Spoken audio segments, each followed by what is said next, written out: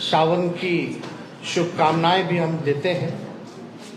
और आज का जैसा प्रेस कॉन्फ्रेंस रखा गया है, आप सब लोगों को विषय हम बताना चाहेंगे और आप लोगों को इससे पहले भी एक कॉपी जो है लोकसभा में राष्ट्रीय जनता दल के सांसद ने मनोज झा जी ने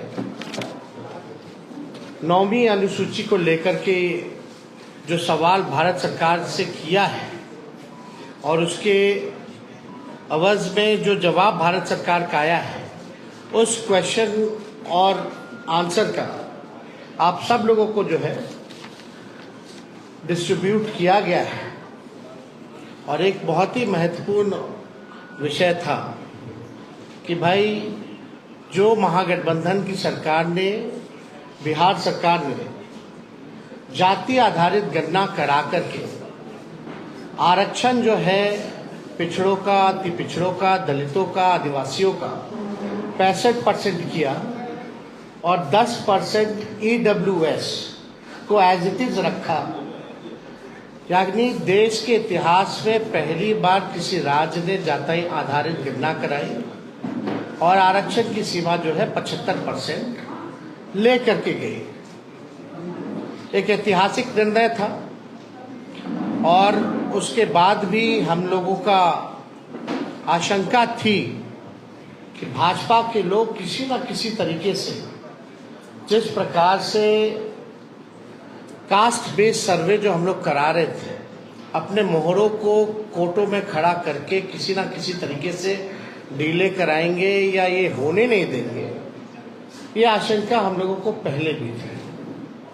इसलिए तात्कालीन जब हम लोगों की सरकार थी, हम उप मुख्यमंत्री थे, तो हमारे नेतृत्व में ही प्रेस कॉन्फ्रेंस हुआ था कैबिनेट निर्णय के बाद। और कैबिनेट ने, हम लोगों ने रिकमेंड किया था भारत सरकार को कि जो आरक्षण की सीमा जो महागठबंधन सरकार ने बढ़ाया है पिछड़े, अति पिछड़े, दलित, आदिवासियों का, इसको शेड्यूल 9 में भारत सरकार जो है वो डाले।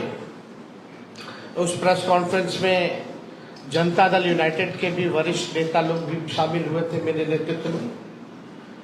और ये बात स्पष्ट रूप से हम लोगों ने कहा था कि जो रिकमेंडेशन बिहार सरकार ने दिया है उसको तमिलनाडु के तर्ज पर, जो आरक्षण तमिलनाडु का शेड्यूल 9 में है, इससे कोई भी आरक्षण पे छेड़खानी नहीं हो सकती है। इसलिए इसको भी बिहार को उस तर्ज पे शेड्यूल 9 में डाला जाए। आप सब लोगों को पता है कि हमारे प्रस्ताव पर सभी दल के प्रतिनिधि मंडल प्रधानमंत्री से भी मिले, उस समय भी मना कर दिया गया। तो हम लोगों का संकल्प था और राष्ट्रीय जनता दल की पूरी लड़ाई सड़कों पर भी पहले भी हुई थी कि भाई जातीय गणना जो है पूरे देश में होनी चाहिए। लेकिन जब हम लोग सत्ता में आए, 17 महीने जब हम लोग सरकार में रहे, तो इस काम को हम लोगों ने किया, लागू किया। और हम लोग शुरू से कहते थे कि भाजपा जातीय गणना के खिलाफ है। भारतीय जनता पार्टी बिहार को विशेष राज्य का दर्जा नहीं देना चाहती और भारतीय जनता पार्टी जो है शेड्यूल 9 में जो महागठबंधन की सरकार ने आरक्षण पिछड़ों का, अति पिछड़ों का जो बढ़ाया है, उसको डालना नहीं चाहती है अनुसूची 9 में। यानी तीनों चीज हम लोग उस समय भी शंकित थे कि कोई ना कोई कोर्ट चला जाएगा और इस प्रकार की बातें आएंगी। कोर्ट में ये मैटर गया और कोर्ट द्वारा जो है ये रोका गया। फिर ये मामला जो है अभी सुप्रीम कोर्ट में है।